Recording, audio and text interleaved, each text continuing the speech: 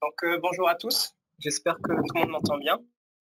Je m'appelle Mathieu Evenat, je suis le spécialiste produit proche info chez Buchy. Et donc, je vous remercie de bien vouloir nous rejoindre sur ce webinaire. Il va durer à peu près une petite quarantaine de minutes. Et je vais d'abord laisser la parole à Monsieur Fernandez, donc le responsable du Master Focal, pour qu'il présente un peu son master. Très bien, merci Mathieu. J'espère que également tout le monde m'entend. Bonjour à toutes et à tous. Ravi de vous retrouver pour ce webinaire. Je vais commencer par me présenter. Donc Xavier Fernandez, je suis effectivement professeur à l'Université Côte d'Azur, qui est le nouveau nom de l'Université Nice-Sophia Antipolis, et directeur du master professionnel chimie Focal pour formulation, analyse, qualité. Et donc, c'est une formation qui est basée à Nice et à Grasse, qui a l'habitude depuis de nombreuses années de collaborer avec les équipementiers et un certain nombre d'autres acteurs socio-économiques. Et depuis plusieurs années, le Master Focal travaille en partenariat avec la société Buchy. Ce partenariat devait se conclure cette année par un séminaire dans nos locaux de Grasse pour pouvoir bien sûr parler de proches infrarouges, mais également présenter des essais qui étaient réalisés dans nos labos et pouvoir tester la machine. Malheureusement, tout le monde connaît la situation actuelle. Et donc à situation exceptionnelle, mesure exceptionnelle. Et donc, nous sommes ravis aujourd'hui de vous accueillir pour quelque chose de beaucoup plus virtuel, qui a au moins l'avantage d'étendre un petit peu notre zone d'action, puisque en regardant les inscriptions, forcément, il y avait d'autres structures, d'autres entreprises et autres universités bien éloignées de nos labos grassois qui peuvent, grâce à l'électronique, participer à ce webinaire. Donc, vraiment ravi de vous accueillir, ravi de voir. On a à peu près 70 personnes qui sont intéressées par ce sujet. Une fois de plus, je remercie la société Buchy de participer à la formation de nos étudiants et de collaborer avec nous pour pouvoir évaluer les performances de technologies fort intéressantes. Et donc, un grand merci, bien sûr, à Mathieu Evenat pour tout ce travail, cette présentation qu'il va faire et puis les échanges qu'on a eus. Je lui laisse la parole. Je vous souhaite un très bon webinaire et puis j'espère à très bientôt. Pour ceux qui sont proches de nos locaux, n'hésitez pas à venir nous rencontrer puisque on va avoir cet équipement en prêt pour évaluer ces performances et on sera ravis de les évaluer avec vous. Donc voilà Mathieu, je vous laisse la parole. Parfait. Donc juste avant de commencer le webinaire, gardez les questions pour la fin. Vous aurez le chat pour poser les questions à la fin et on essaiera d'y répondre au maximum. Bonjour à tous, je m'appelle Mathieu Evenat et je suis spécialiste produit NIR chez Buchy France depuis 2012. Donc, je vais avoir l'honneur de vous présenter ce webinaire consacré au proche infrarouge. La société Buchy est très heureuse de proposer ce webinaire en collaboration avec le Master Focal de l'Université Côte d'Azur. Cette formation de chimie se réalise en alternance et enseigne la formulation, la chimie analytique, la qualité et la réglementation dans les secteurs de l'industrie pharmaceutique, vétérinaire, des arômes, parfums et cosmétiques.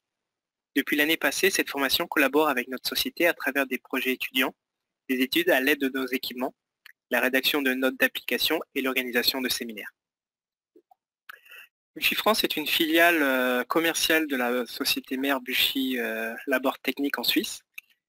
La filiale a été créée en 2002 et aujourd'hui, elle rassemble 24 collaborateurs. Son activité est séparée en 2 business units, une pour le Food and Feed et l'autre pour le Chimie Pharma. Notre société fait un chiffre d'affaires d'environ 8 millions et nous sommes localisés aux Ulysses, en Essonne. Buchy est présent dans 5 domaines qui sont divisés en 2 entités commerciales, ce qu'on appelle les business units. La première business unit regroupe les laboratoires de synthèse et de développement dans les domaines de la chimie et du pharmaceutique. La deuxième entité regroupe les services de contrôle qualité et de la production en agroalimentaire ainsi que les laboratoires de test dans les domaines de l'environnement.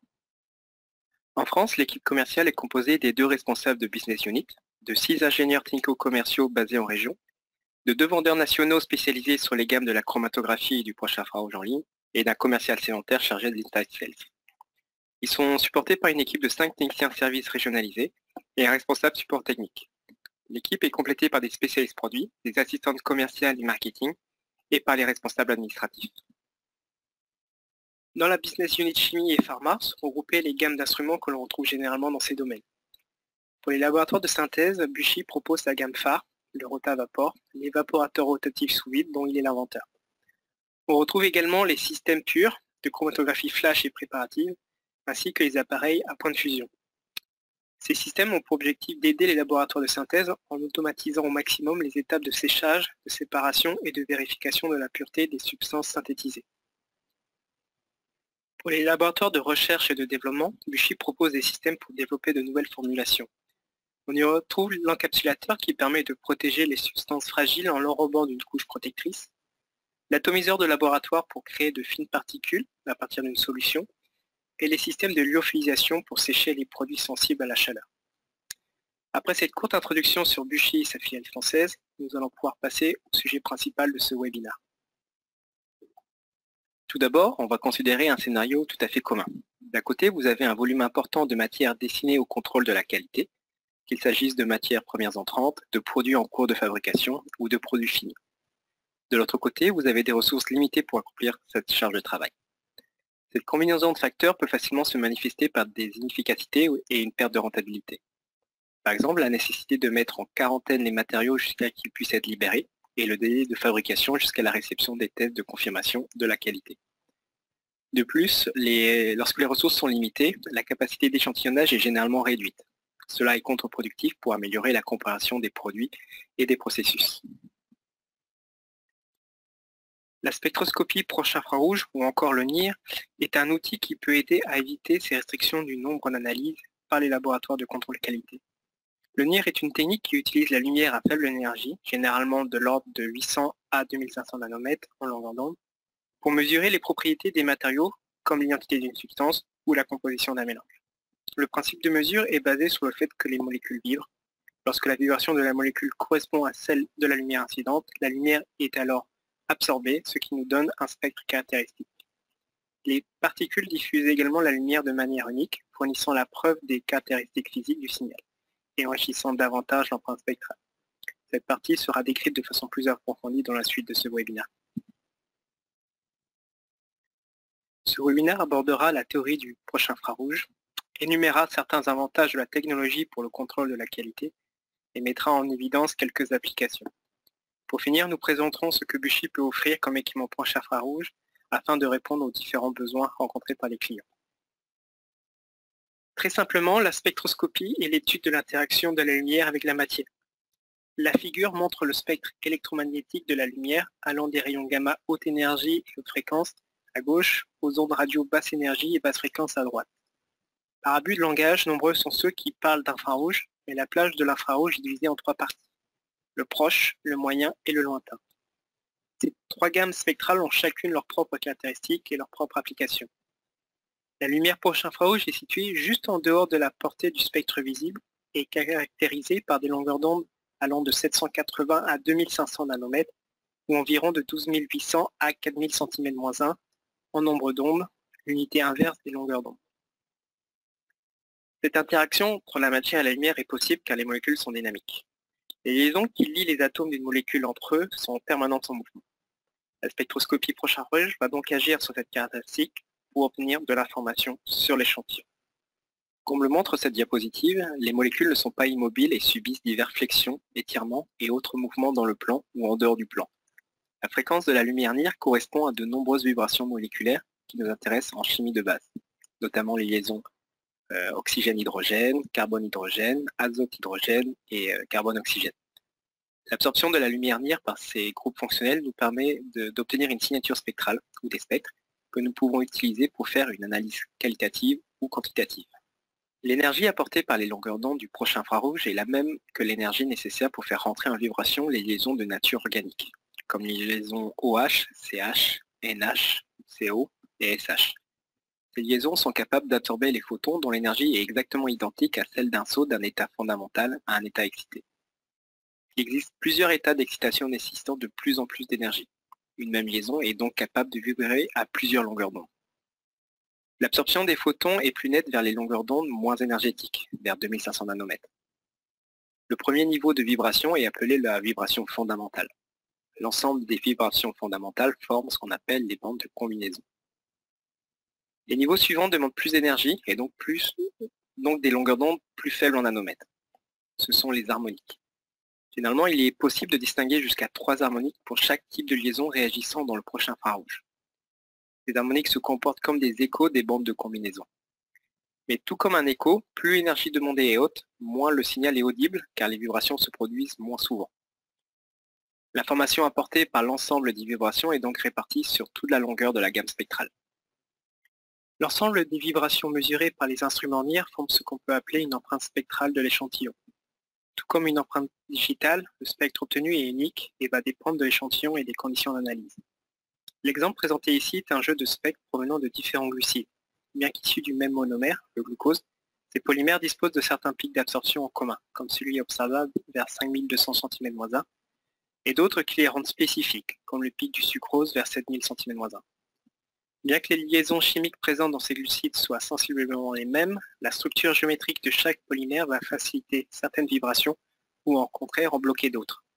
Les vibrations spécifiques de chaque glucide vont donc former des spectres uniques, parfaitement dissociables des autres et permettre la réalisation d'une mesure qualitative. Voici une série de spectres simples de mélange eau-méthanol. Les axes du graphique sont l'absorbance en fonction de la longueur d'onde. Ces spectres illustrent le changement du signal NIR qui accompagne un changement dans la composition de l'échantillon, chaque couleur de la figure représentant une composition eau-méthanol différente. Pour approfondir un peu plus, regardons le spectre rouge qui est du méthanol pur. Il existe de fortes bandes OH et CH, pics d'intensité d'absorbance, autour de la plage de longueur d'onde 2000 à 2500 nanomètres. Lorsque nous ajoutons de l'eau à un échantillon de méthanol, nous constatons l'apparition de fortes bandes OH autour de 1500 et 1900 nanomètres. L'absorbance de ces pics augmente proportionnellement à la concentration d'eau dans le mélange au méthanol. Nous observons également une perte proportionnelle ou une diminution de l'absorbance du pic CH à mesure que l'eau est ajoutée. Comme les valeurs d'absorbance que nous mesurons dans la spectroscopie NIR sont proportionnelles à la concentration de ces groupes fonctionnels, nous pouvons faire des mesures quantitatives à partir des données NIR. Il arrive très souvent qu'on fasse l'amalgame entre le proche infrarouge et le moyen infrarouge. Les gammes spectrales sont pourtant différentes et leur utilisation aussi.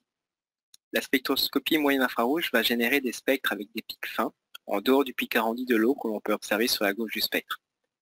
Chaque pic correspond à une liaison chimique. À partir de l'exploitation directe du spectre, il est possible de caractériser une molécule inconnue. Cette méthode est utilisée comme une méthode de référence d'identification pour beaucoup de substances dans le milieu cosmétique et pharmaceutique. Pour ce faire, un spectre d'un échantillon inconnu est comparé à un spectre d'un échantillon connu. Cette méthode est réservée au laboratoire car elle nécessite une préparation fine de l'échantillon, type pâtis KBR, ce qui peut prendre plusieurs minutes de préparation avant même de réaliser la mesure. Au contraire, la spectroscopie proche infrarouge va donner des spectres avec des pics larges issus de la superposition de l'ensemble des absorptions dues aux vibrations. L'analyse directe du spectre n'est pas possible et il est donc nécessaire d'appliquer des méthodes chimiométriques pour obtenir le résultat. Cette méthode alternative, car basée sur les résultats d'une autre méthode, a l'énorme avantage de ne prendre que quelques secondes et d'être applicable par tous et partout. La spectroscopie proche infrarouge est une méthode largement répandue dans le milieu industriel. On retrouve ces analyseurs NIR généralement en dehors du laboratoire pour aider les opérateurs de production, leur apportant les avantages d'une mesure analytique sans devoir aller jusqu'au laboratoire. Nous allons voir dans les prochaines diapositives tous les avantages de cette technique et comment elle vient seconder le laboratoire au sein de la production. Voici une courte liste des principaux avantages. Premièrement, la méthode NIR est rapide. Les mesures sont habituellement de l'ordre de 30 secondes ou moins. Beaucoup plus rapide qu'une méthode traditionnelle de chimie humide, ce qui permet d'éviter de longues durées de retenue sur les échantillons de contrôle qualité. Deuxièmement, le NIR est non destructif. Cela signifie qu'aucun échantillon n'est consommé dans le cadre de la méthode, il n'y a pas de dilution ou autre préparation. L'échantillon utilisé pour une méthode NIR peut être utilisé par une autre méthode du contrôle qualité au besoin ou conservé en échantillothéque. Éviter les dilutions signifie aussi pas de produits chimiques.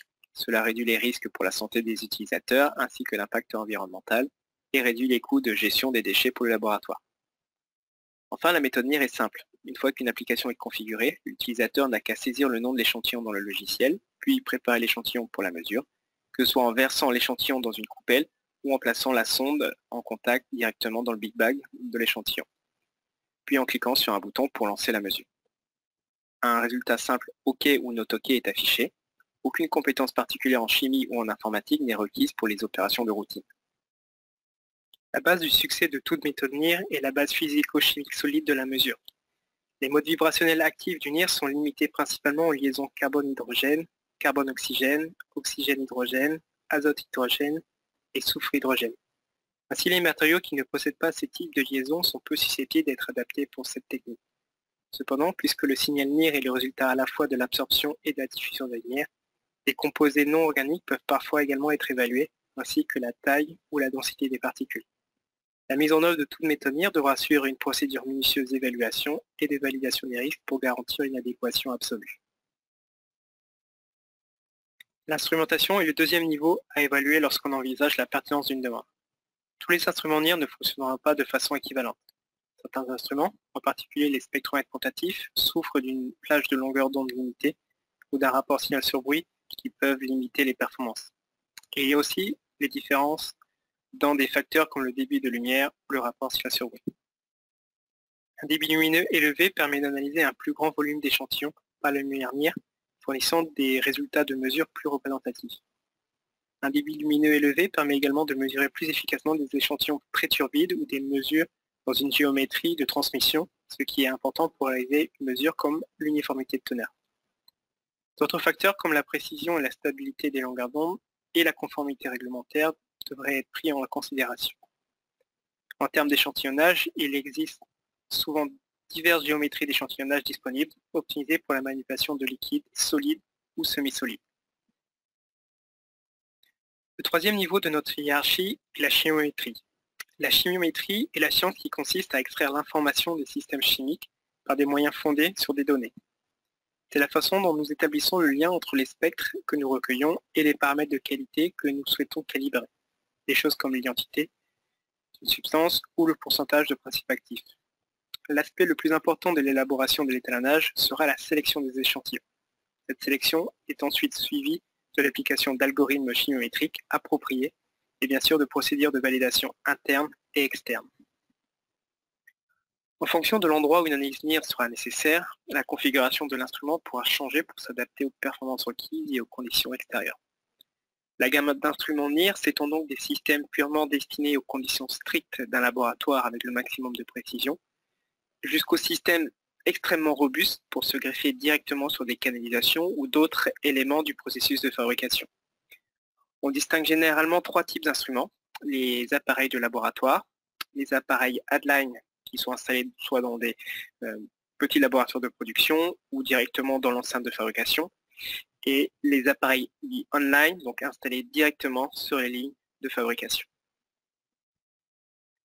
La spectroscopie proche-infrarouge est un processus itératif. Vous commencez par définir le champ d'application du projet, ce que vous voulez accomplir et avec quelle configuration. Ensuite, définissez les éléments qui ont une incidence sur la réponse spectrale de votre projet. Des facteurs comme la température de l'échantillon, la variation saisonnière, les différentes étapes de fabrication, etc.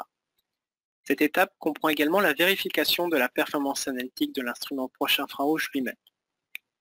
Et ensuite la collecte de données qui serviront à la construction des modèles. Parmi l'ensemble des spectres collectés, une partie servira à la construction de l'étalonnage et l'autre servira de validation afin de savoir comment le modèle développé se comportera face à de nouveaux échantillons inconnus. On utilise généralement la règle empirique des 2/3 des échantillons en calibration et 1/3 des échantillons en validation. La composition des échantillons d'étalonnage pour les modèles quantitatifs et la conformité de la substance attendue pour les modèles d'identification devront être vérifiées à l'aide de méthodes de référence du laboratoire avant leur utilisation dans un modèle proche-infrarouge. Cette étape est suivie par l'optimisation des différents paramètres de modélisation, comme les pré-traitements spectraux et le nombre de composantes principales, et pour finir, une validation du modèle. Le cycle de vie d'un étalonnage ne se termine pas avec le début de l'utilisation en routine. Les performances de la méthode devront être surveillées régulièrement et mises à jour avec des échantillons présentant de nouvelles sources de variabilité, comme la taille des particules ou les variations de composition au besoin. lorsque de nouveaux échantillons sont identifiés pour augmenter un étalonnage existant, un nouveau cycle est alors exécuté. La technologie NIR possède de nombreux atouts pour le secteur d'activité de la chimie fine. Bien évidemment, l'étude de la conformité des matières premières, des produits intermédiaires et finis, est l'application qui vient tout de suite à l'esprit. Grâce à une base de données bien construite, il est possible d'étudier la conformité de tout type de matrice, qu'elle soit solide, liquide ou pâteuse. Dans le secteur des arômes, parfums, cosmétiques, il est aussi possible de rapidement mettre en évidence certaines adultérations, comme l'ajout d'huile végétale ou de solvants dans les huiles essentielles ou d'autres types d'extraits. Dans ce domaine, il y a encore beaucoup de tests à réaliser. Certains seront effectués durant les prochaines semaines dans les laboratoires du Master Focal et nous avons hâte de vous présenter les résultats lors de nos prochains séminaires. Les mesures proche-infrarouge sont répandues dans une large gamme de produits sous l'égide de l'industrie chimique. Ces images indiquent certains des produits qui ont publié des applications NIR dans ces domaines. Des produits pétrochimiques et du soin du corps à la peinture et au revêtement, on peut retrouver des applications clés communes entre ces produits vraiment très différents. Voici un aperçu des applications proche-infrarouge qu'on peut trouver dans les industries chimiques et pharmaceutiques. Le NIR est le plus souvent utilisé pour l'identification des matières premières. Il permet de mesurer 100% des contenants reçus, ce qui prendrait un temps extrêmement long en méthode officielle. Il existe également des applications quantitatives qui s'appliquent à la réception des matières premières, comprenant l'analyse de la composition comme l'humidité, la teneur protéine ou matière grasse. L'analyse des encours ou intermédiaires est également possible. Les exemples typiques comprennent des applications comme l'uniformité du mélange ou la détermination du pourcentage d'humidité dans une opération de séchage. La vérification des produits finis peut être également effectuée par le NIR sur des poudres, des liquides ou des solides compactés comme des comprimés. Il existe également des exemples de tests d'identité ou de la détection de contrefaçon sur des produits finis. En fonction du domaine du client, un même appareil de paillasse pourra servir à une ou plusieurs applications.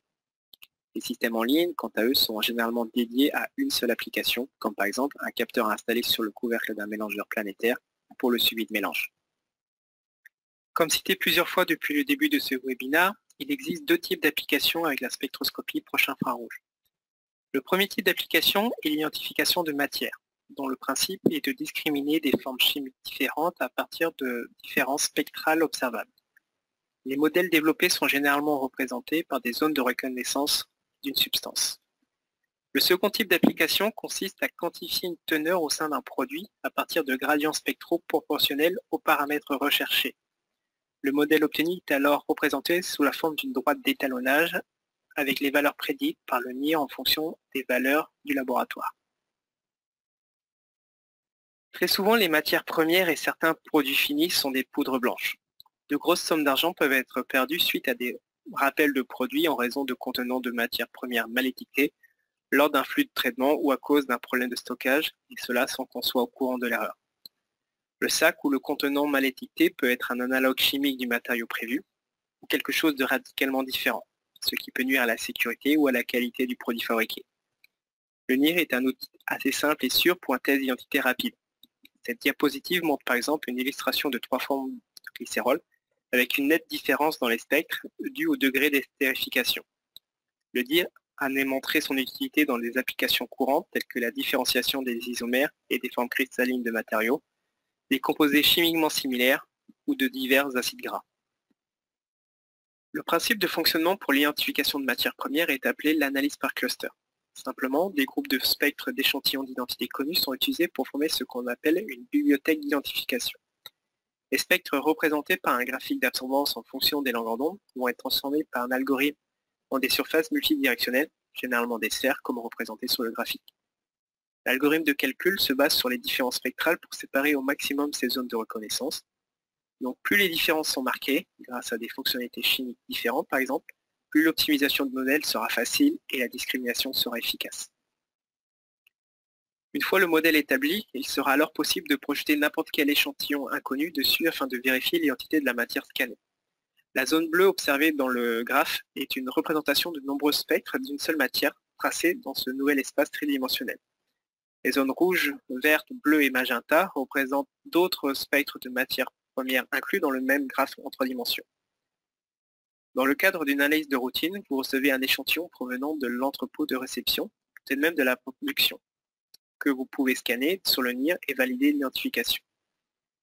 Si les nouveaux spectres tombent dans le cluster indiqué par l'étiquette de l'échantillon, alors l'étiquette est correcte et la qualité de la matière correspond aux échantillons qui ont été utilisés dans l'élaboration du modèle prochain infrarouge. Cet exemple est illustré par le petit cercle bleu qui tombe dans l'amas bleu.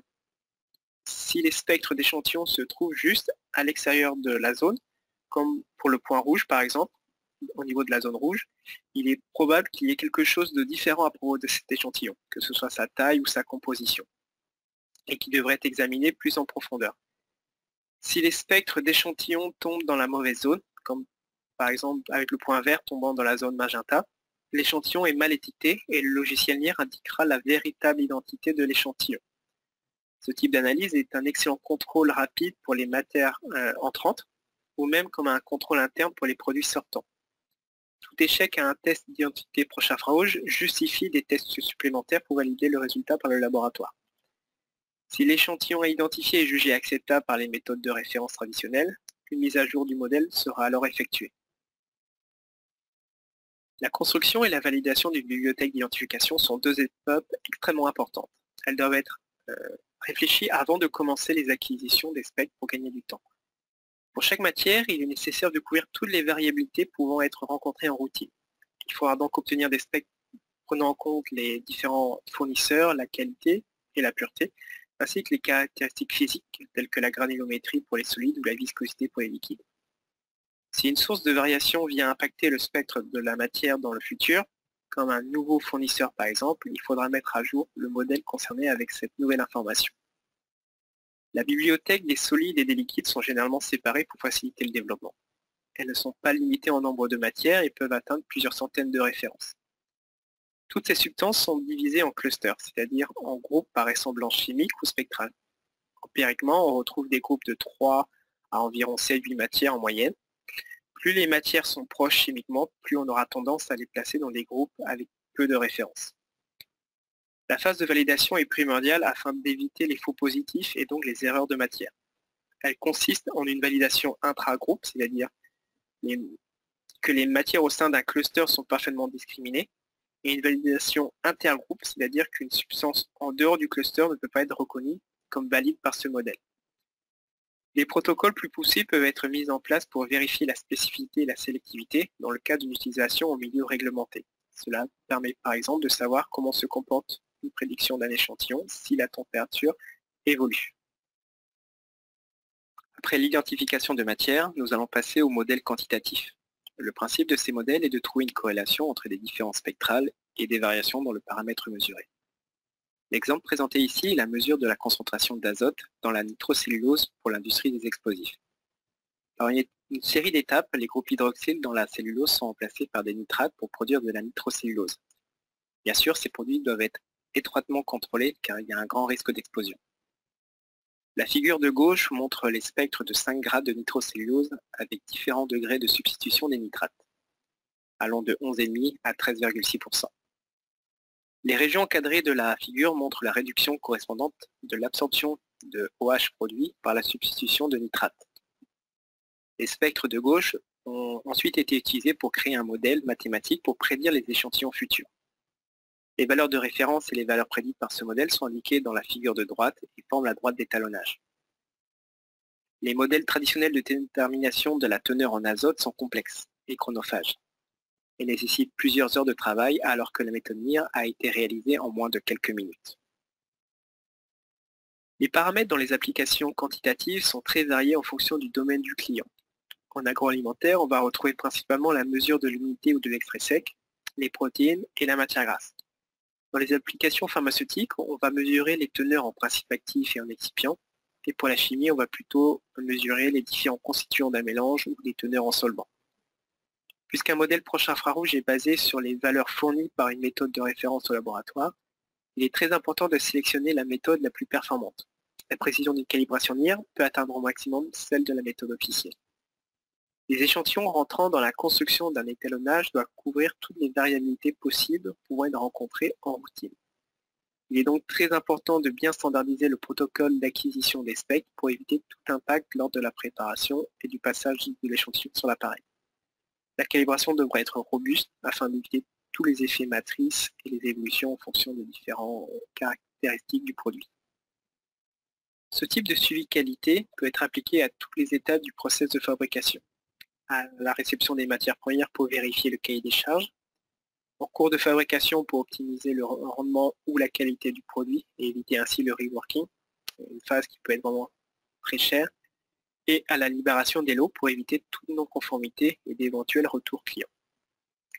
L'ensemble de ces éléments a pour but de maximiser la rentabilité et ainsi le retour sur investissement. Nous allons maintenant voir les solutions que Bushi peut proposer.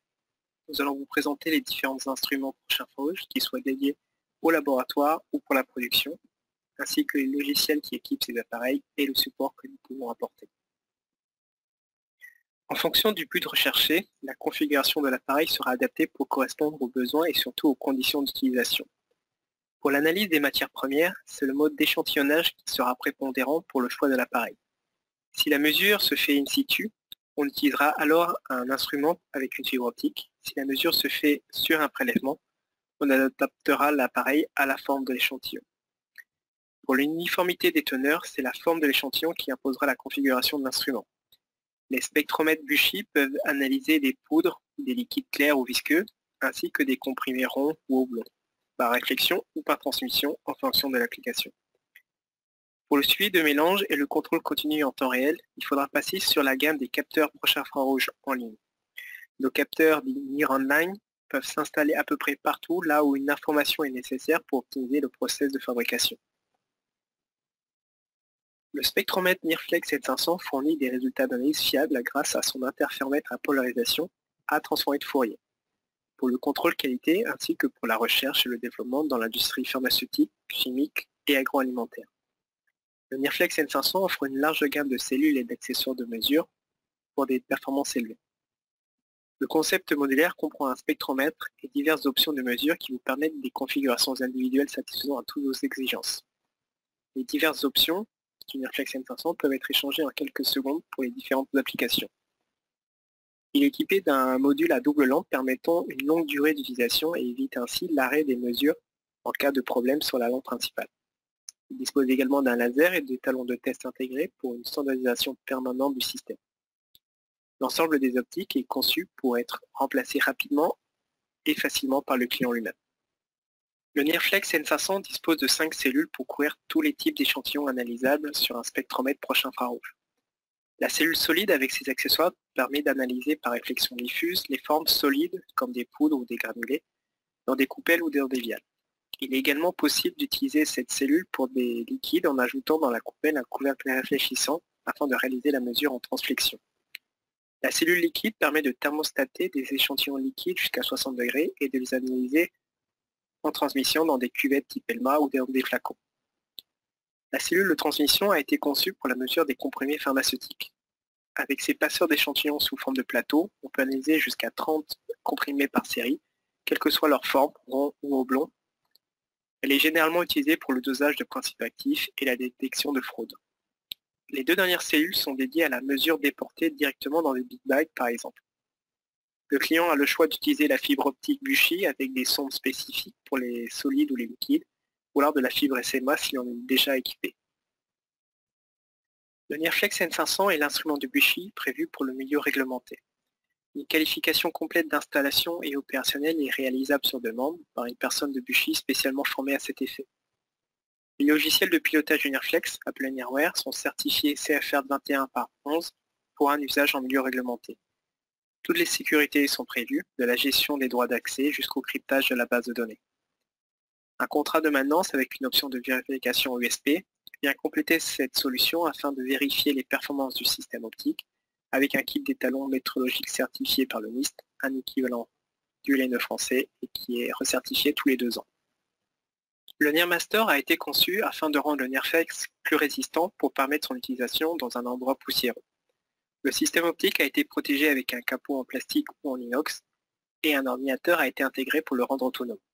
Il dispose de toutes les performances d'un NIRFlex N500 avec la cellule solide, mais avec un indice de protection de 54 ou 65 en fonction de la configuration. La rotation de la coupelle est assurée par un entraînement magnétique. Cette conception hygiénique le rend très facilement nettoyable et polyvalent pour tous les endroits possibles, aussi bien au laboratoire qu'en production. C'est ce système qui a été prêté au Master Focal afin de réaliser leurs essais. Le NIRFlex N500 et le NIRMaster sont pilotés par les mêmes logiciels. La suite logicielle NIRWare est divisée en deux modules principaux. NIRWare Operator est un module d'acquisition simplifié pour un usage par toute personne, qu'elle ait des compétences analytiques ou pas. Le temps de formation pour la réalisation de mesures est fortement réduit grâce à son ergonomie et à son intuitivité. NIRWare Management Console est le module de gestion des données. Il est généralement réservé à l'administrateur du système et permet de créer les applications, les droits d'accès, etc. Une interface LIMS peut être ajoutée pour faire remonter les résultats dans un logiciel centralisant les données analytiques du laboratoire. Et grâce à la standardisation par le laser, toutes les données générées par un NIRMaster peuvent être utilisées sur un NIRFlex, c'est-à-dire les calibrations ou les données spectrales, et vice-versa en passant par NIRWare. Le logiciel NIRCal vient compléter cette solution. C'est le logiciel de chimiométrie qui permet de transformer les spectres en une calibration quantitative ou qualitative. Le client peut choisir d'en faire l'acquisition avec une formation afin de devenir totalement autonome. Après la présentation du NIRFlex N500 et du NIRMaster qui sont prévus pour le laboratoire, je vais maintenant vous présenter les systèmes qui, eux, sont vraiment purement dédiés à la production. Le Proximate est le dernier né de la gamme Buchy. Il a été conçu pour répondre à toutes les normes d'hygiène les plus strictes. Son indice de protection de 69 permet de le nettoyer au canon à mousse sous pression en même temps que l'enceinte de fabrication, sans l'éteindre ou le déplacer. Le Proximate est disponible en 3 versions en fonction de la géométrie de mesure. Il peut mesurer les échantillons soit par le dessus, soit par le dessous, en fonction du type de coupelle, en verre ou en plastique, et du type d'échantillon. Il peut donc être équipé de 1 ou de 2 systèmes optiques séparés. Son écran tactile et son interface extrêmement simplifiée en fait un outil parfait pour les opérateurs de production qui ont besoin d'obtenir des résultats précis en quelques secondes sans devoir aller jusqu'au laboratoire. Grâce à son très faible encombrement, il trouve également sa place dans les laboratoires qui manquent régulièrement d'espace disponible. Les capteurs NIROnline viennent finaliser la gamme proche infrarouge de Buchy. Ces systèmes sont prévus pour se greffer directement sur le process de fabrication. Contrairement au NIRFlex, au NIRMaster et au Proximate, le capteur NIROnline ne donne pas une mesure pour un échantillon, mais une mesure continue au cours du temps du produit qui passe devant sa fenêtre de lecture. Petit et très résistant, le capteur NIROnline peut disposer de 3 détecteurs. Le proche infrarouge avec toutes les applications décrites jusqu'ici, un détecteur visible pour la mesure de la couleur, une caméra pour l'inspection visuelle du produit en continu. Toutes les combinaisons de ces 3 détecteurs sont possibles et disponibles. Dans les domaines de la chimie et pharma, on va retrouver des applications de suivi de mélange sur des agitateurs planétaires par exemple, ou des analyses de composition de solvants d'extraction en continu. Pour les milieux potentiellement explosifs, le NIROnline dispose d'une configuration spéciale certifiée pour les environnements Gazex. Ces capteurs peuvent se fixer dans toutes sortes de positions, sur le flux principal ou sur des dérivations. Buchy dispose d'un grand panel d'accessoires de fixation, que ce soit pour des solides avec des fenêtres à souder, ou pour des liquides avec plusieurs dizaines de brides différentes à installer sur des canalisations. Les accessoires de refroidissement viennent compléter l'installation en cas de produit avec une température élevée. Chez Buchy, les services sont des produits que nous valorisons au même titre que les instruments. Ils sont répartis en 4 thèmes. Le Buchy Start englobe les prestations d'installation et de formation qui garantissent la bonne utilisation des instruments et de leurs entretiens et donc de leur durée de vie. Buchy Exact concerne les prestations de qualification indispensables pour utiliser ces instruments dans des milieux réglementés. Ces qualifications sont faites par le personnel Buchy ayant reçu une formation spéciale. Les services Buchy Care représentent les différents contrats de maintenance préventive que Buchy propose pour entretenir les systèmes. Chaque contrat est adapté à l'instrument demandé, avec les pièces concernées, les pièces d'usure. Enfin, les prestations Buchy Academy englobent les formations et les études de faisabilité, ainsi que tout le support applicatif. Pour terminer, le prêt du NIRMaster a pour but de mener des études en particulier sur des extraits naturels. Le Master Focal souhaite partager l'information qu'il est possible pour les entreprises de la région de venir faire des essais dans leur laboratoire, bien sûr quand les mesures de sanitaire pourront le permettre. Le prochain séminaire sera organisé en juin de l'année prochaine, en 2021, pour la présentation des résultats du Master Focal. Donc je vous remercie pour votre attention et si vous avez des questions, n'hésitez pas.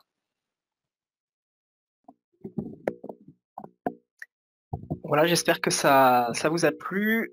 que ça vous a apporté beaucoup d'informations. Donc on va pouvoir passer aux questions si vous en avez. Xavier, je réactive ton micro aussi.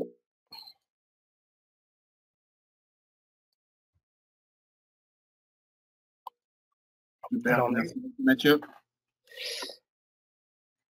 Alors, on va voir les questions. Alors, pour laisser le temps au premier de poser les questions, j'en posais une première. Est-ce que tu peux nous donner quelques éléments finalement sur l'acquisition des données? Parce que tu as dit que c'est rapide finalement en 1 heure. Combien d'échantillons on peut imaginer faire passer? Alors, en fonction de l'application, qu'elle soit quantitative ou pour de l'identification, le temps va être ajusté.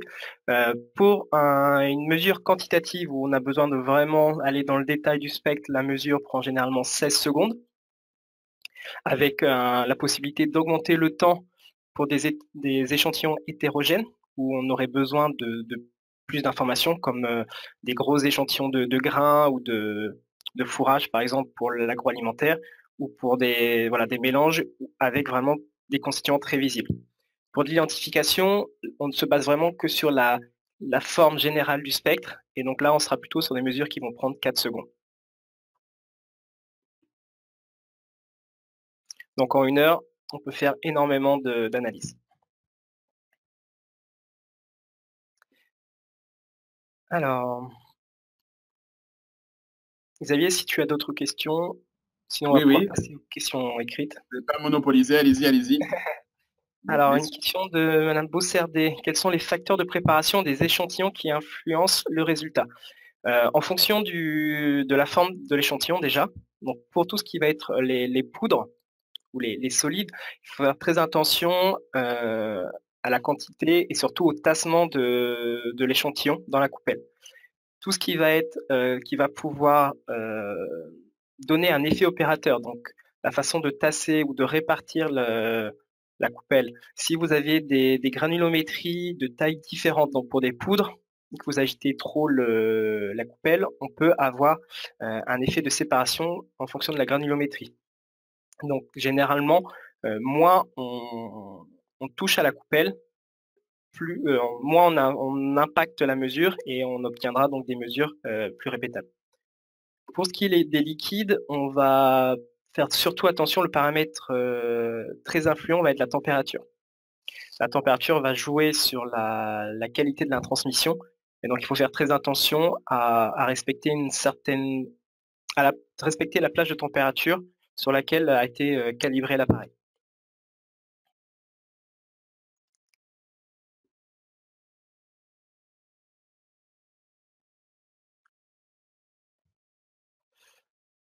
Voilà.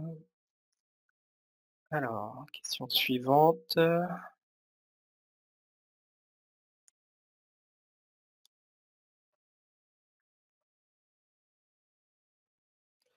Alors, question de Perrine Armano. Bonjour, merci pour cette présentation. Question sur les matières pouvant être identifiées par un spectronière.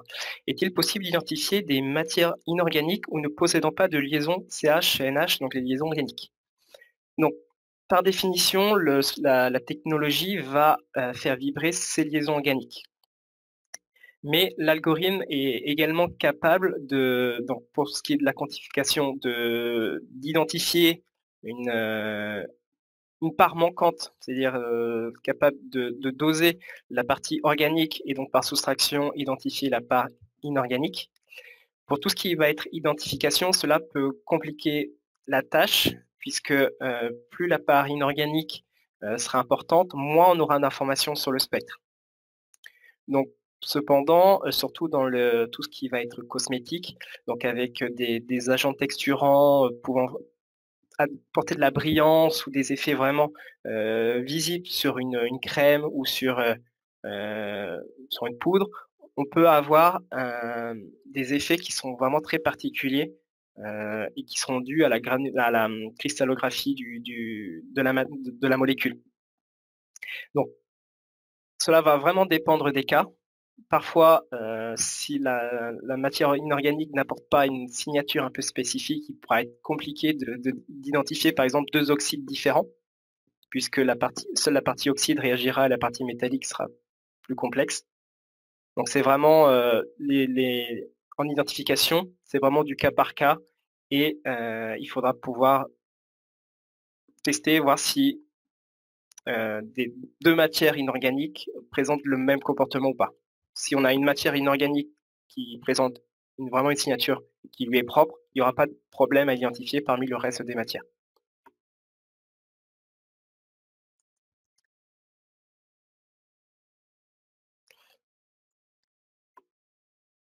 Est-ce qu'il y a d'autres questions? Apparemment, j'ai répondu aux questions qui étaient déjà posées.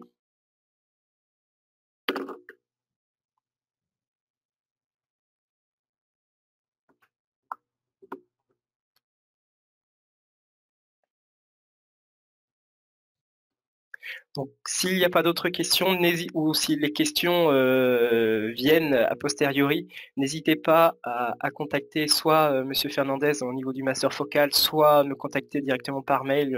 Vous avez mon adresse mail sur la présentation.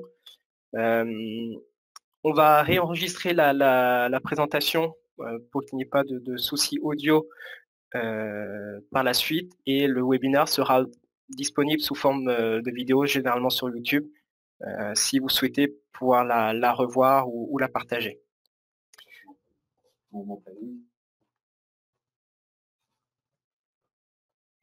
Je peux vous rappeler. Merci.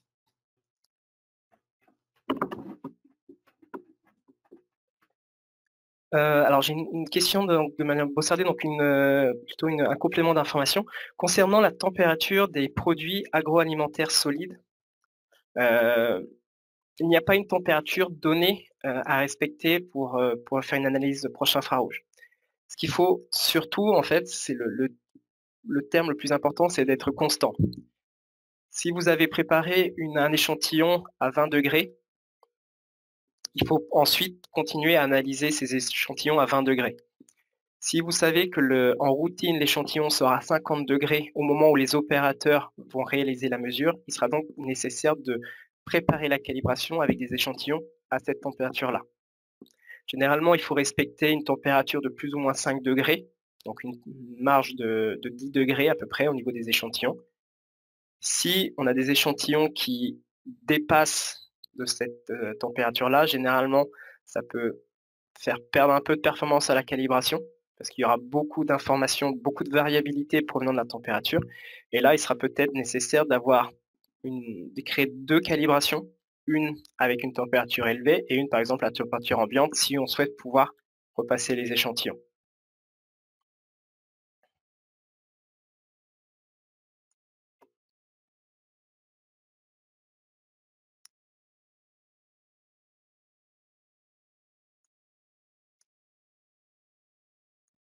Alors, question de Perrine Armano. En moyenne, combien faut-il de lots ou de spectres différents en validation et bibliothèque pour permettre une identification représentative de la matière?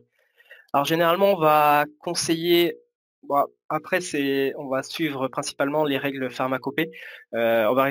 Généralement, on sera sur à minima 5 lots, donc on parle de réceptions différentes d'un même fournisseur.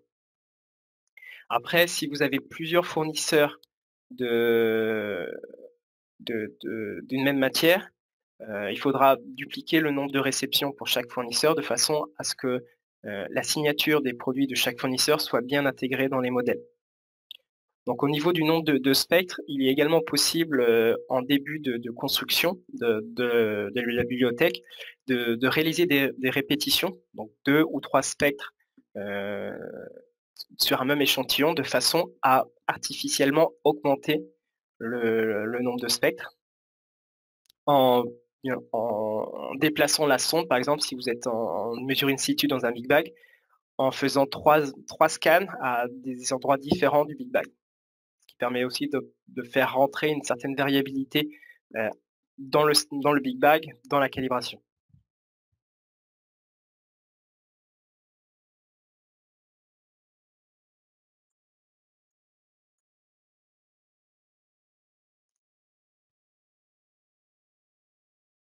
Alors, il y a une question de Monsieur Kabdi. Est-ce que vous pouvez préciser la question?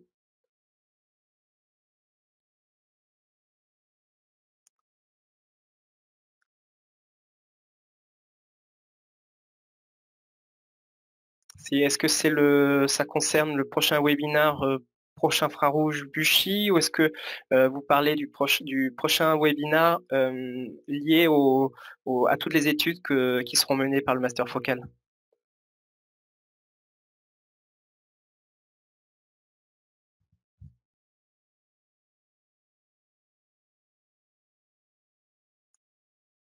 Nous n'avons pas encore fixé de date pour le prochain webinaire, mais vous inquiétez pas, du moment où vous avez assisté à ce webinaire, vous serez informé de toute façon des prochains webinaires.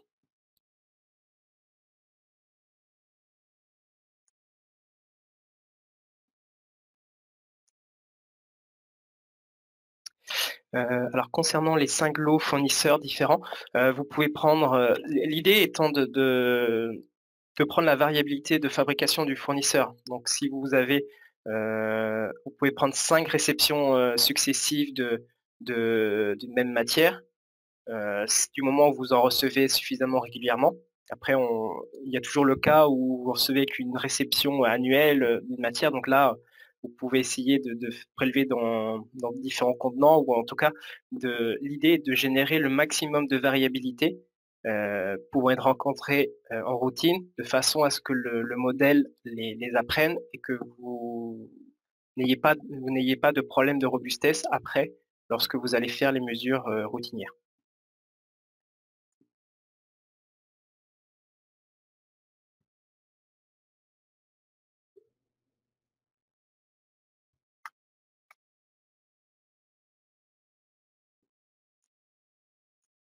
Alors, on va juste répondre à la dernière question donc, de Madame Chauvin.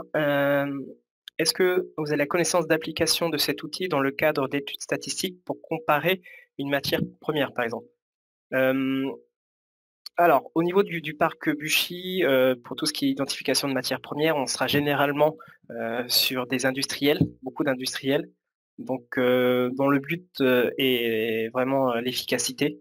Donc ils vont vouloir avoir une bibliothèque la plus rapidement construite, et donc on fait pas forcément d'études très poussées statistiquement derrière. Du moment où on a une application qui est validée et qui permet d'identifier à 100% les matières et ne présente aucun risque de faux positifs, la bibliothèque restera comme ça. Mais le logiciel NIRCal permet d'aller beaucoup plus loin en termes statistiques pour aller faire de la comparaison. On va essayer de respecter l'horaire. Xavier, si tu veux faire le mot de la fin. C'est gentil. J'espère en tout cas que cela vous aura intéressé. En tout cas, merci. Moi, j'ai trouvé ce webinaire très clair et avec beaucoup de pistes intéressantes. Le prochain pour nous, puisqu'on a un appareil en prêt, est prévu, et j'espère, je touche du bois, en présentiel. Maintenant, comme le public a été étendu, donc peut-être qu'on réfléchira à un séminaire avec une diffusion en même temps, ou déplacer dans le temps de ces résultats. Mais en tout cas, voilà, c'est qu'une première étape sur cette technologie infrarouge et ce qu'elle peut apporter. Et puis d'autres vont venir. Encore merci Mathieu. Et puis moi, en tout cas, je vous souhaite une bonne journée à tous et que tout aille bien pour tout le monde.